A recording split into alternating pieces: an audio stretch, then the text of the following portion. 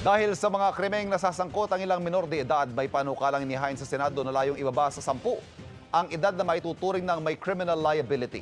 Nitong Marso sa Parañaque, namatay sa saksak sa loob ng classroom ang isang babaeng grade 8 student. Kaklasing lalaki ang suspect. Pareho silang edad 14.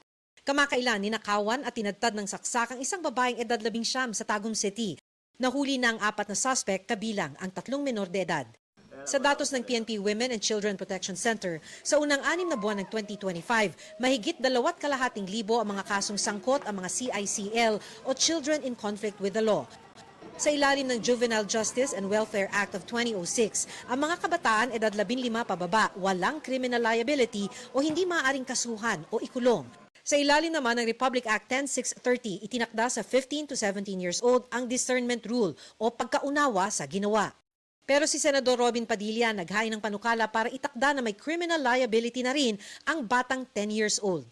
Ito'y kung sangkot ang bata sa heinous crime o karumal-dumal na krimen tulad ng pagpatay, rape, kidnapping, serious illegal detention kung saan pinatay o ginahasa ang biktima, robbery with homicide o rape, carnapping kung saan pinatay o ginahasa ang biktima at paglabag sa Comprehensive Dangerous Drugs Act. Paliwanag ng Council for the Welfare of Children, hindi totoong walang parusa ang mga batang sangkot sa mga karumal-dumal na krimen.